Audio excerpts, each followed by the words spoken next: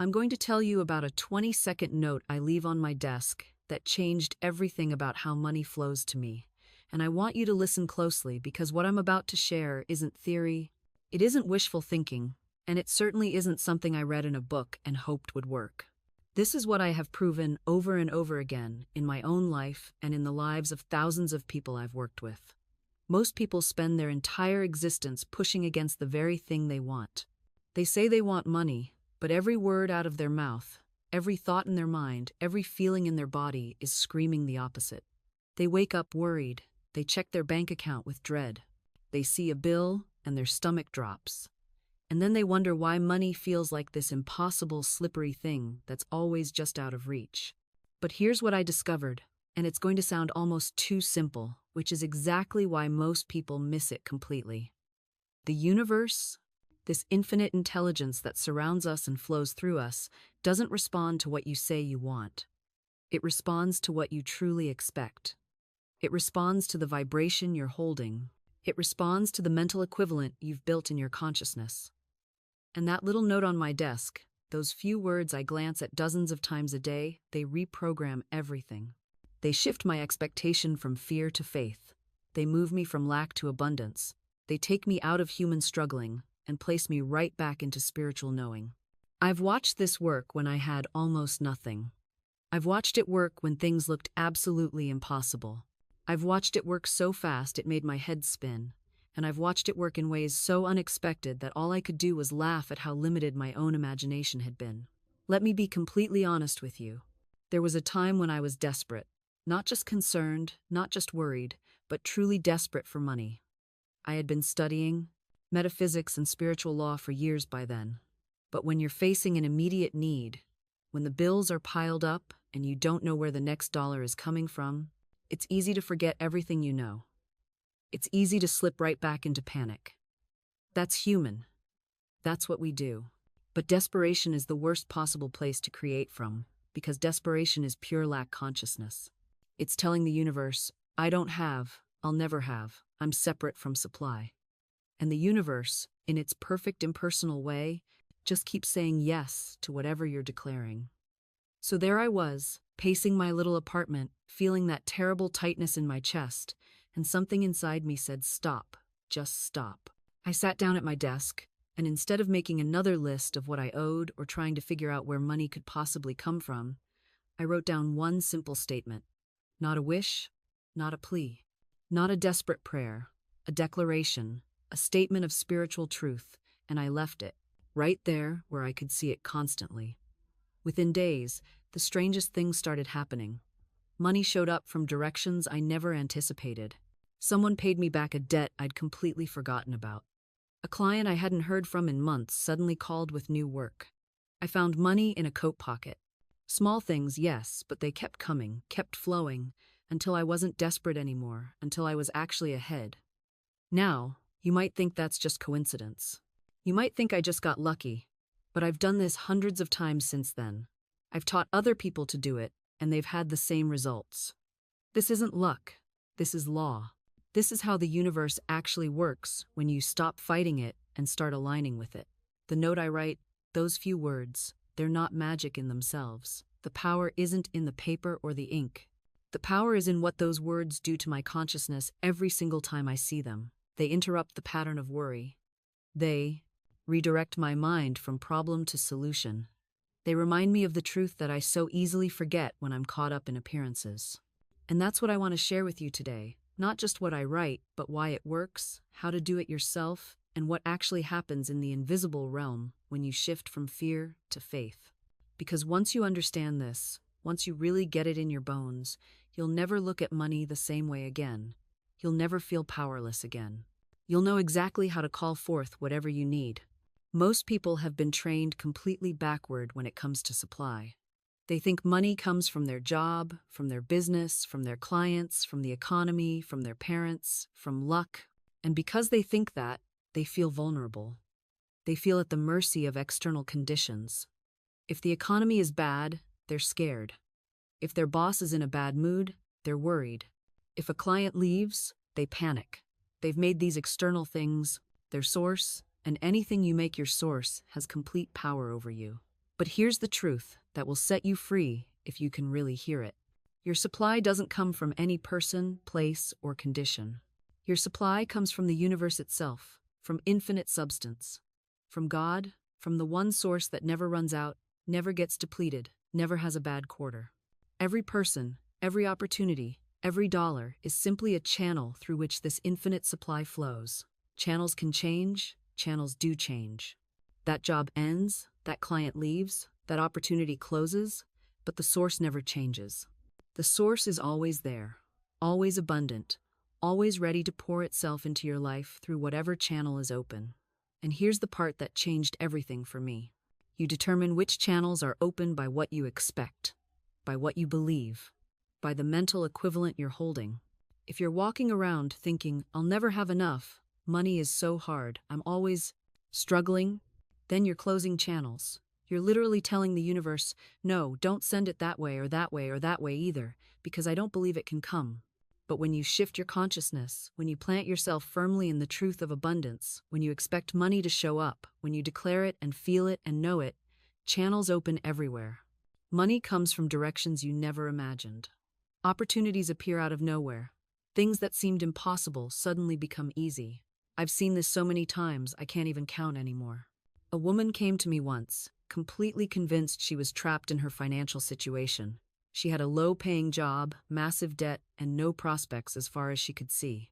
Everything in her outer world said, stuck. But we didn't work on her outer world. We worked on her inner world. We worked on her consciousness. I gave her a statement to write and place where she'd see it constantly. Within 3 weeks, she was offered a position she didn't even apply for at almost double her salary. A few months later, an unexpected inheritance came through from a distant relative she barely knew. Within a year, her debt was gone and she had savings for the first time in her adult life. Did she work hard? Of course. Did she take action? Absolutely. But the opportunities to take action showed up because her consciousness changed first. The outer world always reflects the inner world. This is law. This is how creation works. You don't get what you want. You get what you are. You get what you expect. You get what you believe is possible for you. So this note I keep on my desk, it's not about asking for money. It's not about begging or hoping or wishing. It's about declaring what is already true in the spiritual realm and watching it manifest in the physical realm. It's about shifting my identity from someone who needs money to someone who is supplied by infinite abundance. And that shift, that internal shift in consciousness, changes absolutely everything. Let me tell you what happened just last month. I had an unexpected expense come up, something I hadn't planned for, something significant. The old version of me would have immediately gone into fear, into stress, into that terrible mental spiral of how will I handle this? Where will the money come from? What if I can't? But I've trained myself differently now. The moment I noticed that fear trying to creep in, I looked at my note. I read those words. I felt the truth of them settle into my body, and instead of worrying, I simply expected the supply to appear. I didn't know how. I didn't try to figure out how. I just knew it would because I know how this works now. 3 days later, I received an unexpected payment for work I'd done months before that I thought had fallen through. It was almost exactly the amount I needed. You might say that's coincidence, but I don't believe in coincidence anymore. I believe in consciousness creating reality. I believe in mental equivalents manifesting as physical conditions. I believe that what you hold in mind, what you truly expect, must appear in your experience. Here's what most people don't understand about faith. They think faith means hoping something good will happen even though you're terrified it won't. They think faith is this fragile, delicate thing you have to protect and nurture and desperately cling to. But that's not faith. That's just hope mixed with fear. Real faith is knowledge. Real faith is certainty. Real faith is looking at what appears to be true and saying, that's not the whole truth. The spiritual truth is different, and the spiritual truth is what's ultimately real. When I write my note and place it on my desk, I'm not hoping it's true. I'm not wishing it's true. I'm declaring what I know is true and reminding myself to stay aligned with that truth instead of being hypnotized by appearances. Because appearances are always temporary. Appearances are always changing. What looks impossible today can completely transform tomorrow if your consciousness shifts. I've seen it over and over again. The person who seems to have no options suddenly has abundant options. The money that seemed unavailable suddenly flows. The opportunity that didn't exist suddenly appears. Not because the outer world magically changed on its own, but because the inner world changed first, and the outer world had no choice but to reflect that change. This is how creation works. Consciousness always comes first. The visible world is always the result of the invisible world. And you have complete control over your invisible world, over your thoughts, your beliefs, your expectations, your declarations. Now, I know what some of you are thinking. You're thinking, but Florence, I've tried affirmations, I've tried positive thinking, I've said nice words to myself, and nothing changed. And I believe you. Because there's the difference between repeating words you don't believe and making declarations that shift your actual consciousness. If you say, I am abundant, while everything in your body is screaming, I'm scared and broke, those words have no power. You're just lying to yourself. And on some level you know it, and the universe knows it too. What I'm teaching you is different. This isn't about lying to yourself. This isn't about pretending. This is about recognizing a deeper truth and aligning yourself with it. It's about understanding that the spiritual realm, the realm of infinite possibility and abundant supply, is more real than what you see with your physical eyes. And when you write your note, when you create your declaration, it has to be something that resonates as truth for you. It has to be something you can actually believe, even if you can't see it yet in your physical reality. For me, it's not, I have $1 million when I clearly don't. That would just create internal conflict. Instead, it's a statement about the nature of supply itself, about my relationship to the infinite, about the truth of abundance that exists regardless of what my bank account currently shows. Here's what I write, and you can use these exact words or modify them to fit your own understanding, but these are the words that have worked miracles in my life over and over again. I write, Infinite Spirit, open the way for my immediate supply. Let all that is mine by divine right now reach me in great avalanches of abundance. That's it, 20 seconds to write. But those words contain everything. They acknowledge that there is an infinite source. They claim my connection to that source. They call forth immediate manifestation, not someday, not eventually, but now. They recognize that there is supply that is mine by divine right, meaning it's meant for me, it belongs in my life, I'm not grabbing or stealing or desperately chasing. I'm simply calling forth what is already mine in the mind and spiritual realm. And that phrase, great avalanches of abundance, does something powerful to my imagination. It creates an image of overwhelming supply, of more than enough, of abundance that sweeps away all lack. Every time I read those words, something in me relaxes, something in me opens, the fear dissolves, the worry fades, and I find myself expecting good. I find myself looking for evidence of supply showing up, and whatever you look for, you find. If you're looking for evidence that you never have enough, you'll find it everywhere. If you're looking for evidence that you are supplied by infinite abundance, you'll find that everywhere instead. Let me tell you about a man I worked with several years ago. He was a businessman, very practical, very logical, very skeptical of what he called woo-woo nonsense. But he was also desperate. His business was failing. He was about to lose everything. Someone dragged him to one of my talks, and he sat in the back with his arms crossed, I clearly not wanting to be there. But something I said broke through. I told the audience that very night, you cannot lose what is rightfully yours by divine appointment. He told me later, those words hit him like lightning. He went home, and instead of obsessing over his failing accounts, he started speaking a new word. Every morning he'd say, Infinite Spirit, open the way for the divine plan of my life to manifest. Let the genius within me now be released. Let me see clearly the perfect plan. Within 2 weeks, an idea came to him, not from struggle, not from desperation, but from that quiet inner voice. He pivoted his entire business model. Within 6 months, he had tripled his previous income. But here's what matters most, he said. The money was secondary to the peace he found. He stopped living in fear. He stopped making decisions from panic.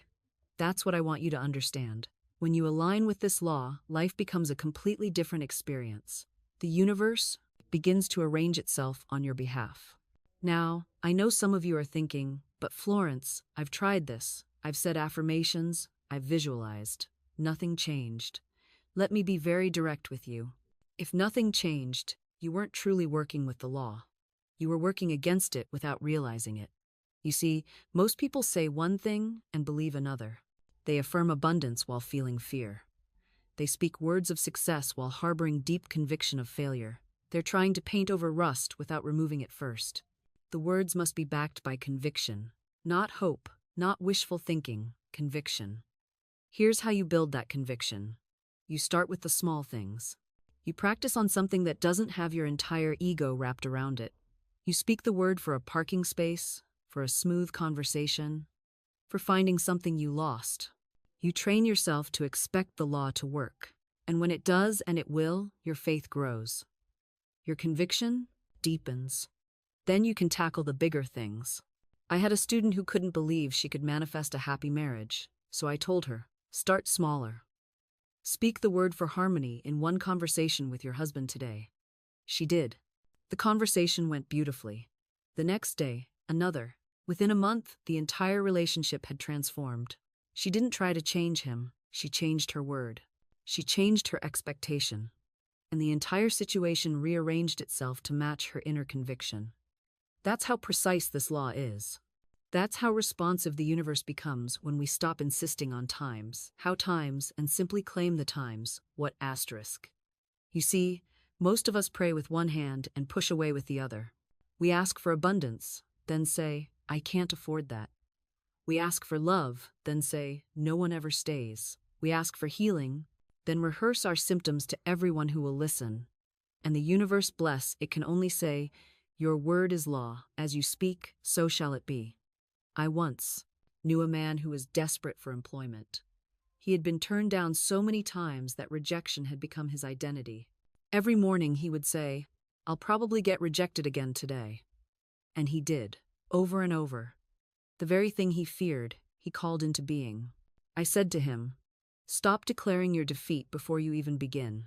Speak only of your success. See yourself employed. Feel the relief of that paycheck. Thank God for the perfect position that is already yours in the invisible. He resisted at first. It felt dishonest to him, like lying. But desperation finally made him willing. He began to say, I give thanks for my perfect work, in my perfect way, for perfect pay. He said it in the morning. He said it before interviews. He said it until it became more real to him than his bank account. Within 2 weeks, a position opened that hadn't even been advertised. Someone recommended him. The interview felt easy, natural. He was hired on the spot, not because he was suddenly more qualified, but because he stopped times expecting times rejection and started times accepting times his good. The outer world had no choice but to conform. Now, let me be very clear about something, because this is where people stumble. This is not about pretending. This is not about denial. This is not about pasting a smile over your pain and calling it faith. This is about shifting the very foundation of your inner conversation. It's about catching yourself in the act of creation and choosing differently. When you hear yourself say, I always mess this up, stop, reframe. Say instead, I am divinely guided in all I do. When you hear yourself say, nothing ever works out for me, stop, rewrite. Say instead, everything is always working out for my highest good.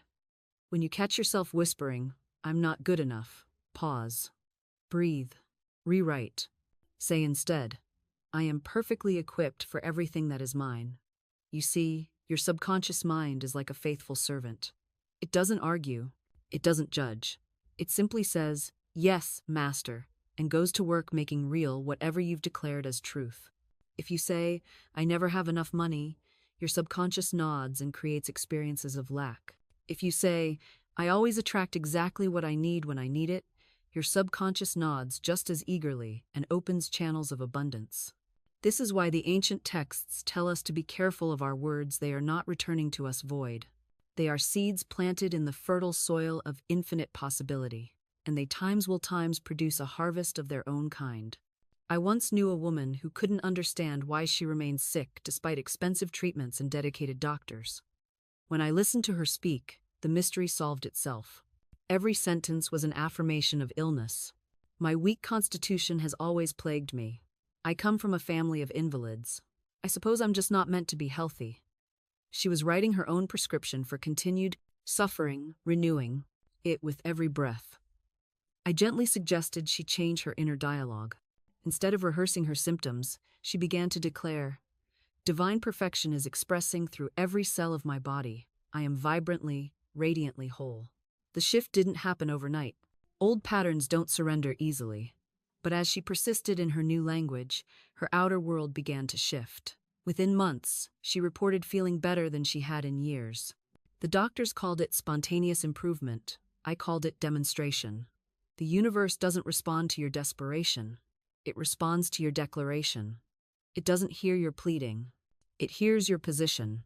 When you say, "I hope things get better," you're announcing your current reality of things being inadequate.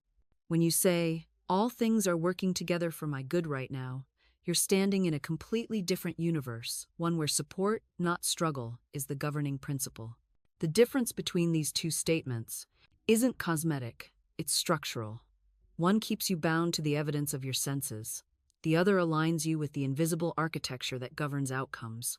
And here's what most people miss. The invisible always precedes the visible. Always. The thought comes before the thing. The word comes before the form. What you cannot yet see with your physical eyes is already present in the realm of cause. Your work is not to create it. Your work is to align with it, to call it forth with the authority of one who knows. I've watched people transform their entire experience by changing a single phrase. Not because the phrase was magic, but because the phrase reflected a shift in their inner position. A woman once told me she had been affirming for weeks, "I'm trying to feel abundant," and I said to her, "There's your problem. You're trying." Trying is the language of effort without faith. It's striving without arrival. She changed her statement to, "I am abundance expressing itself through me," and within days, opportunities began appearing that had been invisible to her before. Not because the universe suddenly noticed her, but because she finally matched the frequency of what she had been asking for. You see, the subconscious mind doesn't recognize effort. It recognizes identity. It doesn't respond to your struggle. It responds to your claim. When you say, "I am," you give your subconscious a direct order. You announce what is to be impressed upon the invisible substance that surrounds you. And that substance is obedient. It doesn't argue. It doesn't question your worthiness. It simply takes the shape of the word you've spoken with conviction. This is why I tell you to stop explaining your lack. Stop rehearsing the reasons why things haven't worked. Every time you do, you're giving your subconscious a blueprint for more of the same. Instead, speak from the place you wish to occupy. Describe the life you intend to live as though it is already yours. Not because you're pretending, but because in the realm of truth, it already is. Your words are not wishes, they are assignments given to the infinite intelligence that governs all things. Every statement you make carries the weight of command. When you say, "I am," you are not hoping or requesting. You are declaring. You are legislating in the invisible realm, and the visible world has no choice but to conform. This is why you must guard your tongue as you would guard your treasures. The moment you say, "I can't afford it," you have instructed your subconscious mind to close the channels of supply. When you say, "I always get sick in winter," you have written the script for your body to follow. These are not innocent remarks. They are orders. Consider the woman who constantly said, "I never get what I want." She wondered why every desire seemed to slip through her fingers at the last moment. The answer was simple. She had trained her subconscious mind to sabotage her good. Her habitual words had become her habitual experience. When she learned to say instead, "My good now comes to me in avalanches of abundance," her entire life rearranged itself. Opportunities appeared. Gifts arrived. Doors opened where there had been only walls. You see, your subconscious mind does not argue with you.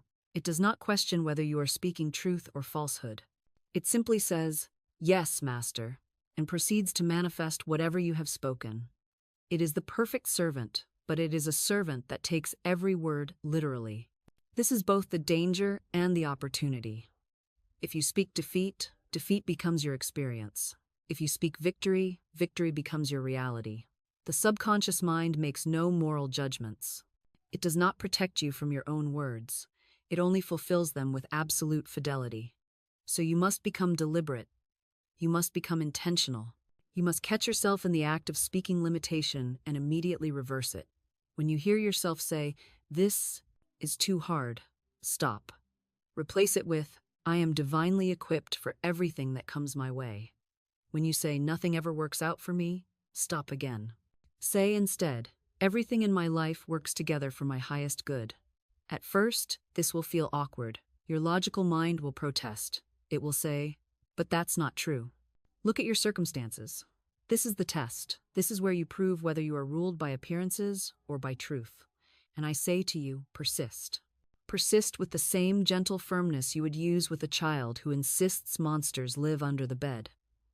You don't argue with the child's fear, you simply turn on the light. Your word is that light. When your mind shows you the bank account, speak your word. When it replays the doctor's diagnosis, speak your word. When it presents evidence of lack, limitation, or impossibility, speak your word. Not with desperation, not with force, but with the calm authority of one who knows. I once knew a woman who had been estranged from her daughter for 7 years. 7 years of silence, of birthdays uncelebrated, of holidays spent in heartbreak. The mind presented her with an endless catalog of reasons why reconciliation was impossible.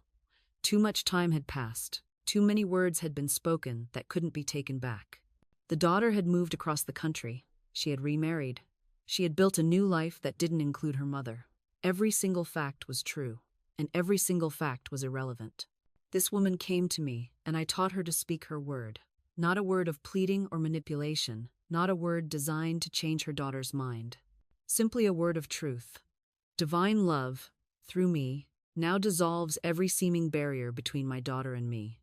Perfect understanding exists between us. She spoke it morning and night. She spoke it when her mind showed her the silent telephone. She spoke it when Mother's Day arrived without a card. She spoke it when mutual friends reported that her furtive card. Daughter had no intention of reconciling. And do you know what happened? 3 months later, on a Tuesday afternoon with no warning whatsoever, her daughter appeared at her door. She simply said, "I don't know why, but I had to come." The woman asked me later, "Did my words make her come?" And I said, "No, your words didn't change her. Your words changed the invisible structure of reality itself. They dissolved the barrier that existed not in space, but in consciousness. And when that barrier dissolved, the physical manifestation, the reconciliation became inevitable. This is how creation works, not from outside in, but from inside out. You are not trying to manipulate matter. You are not pushing against resistance. You are speaking into the invisible substance that becomes all visible form. You are impressing upon the universal mind a new pattern, and that mind, being perfect and obedient, produces it in your experience. This is why your word has such tremendous power when spoken with conviction and joy. The universe does not distinguish between idle chatter and deliberate decree, but you do. And when you consciously choose words that align with your desired reality, when you speak them with the full weight of your belief behind them, you activate the law with precision and speed.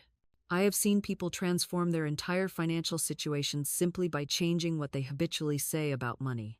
Instead of, "I can't afford it," they begin to say, "Money flows to me easily and constantly."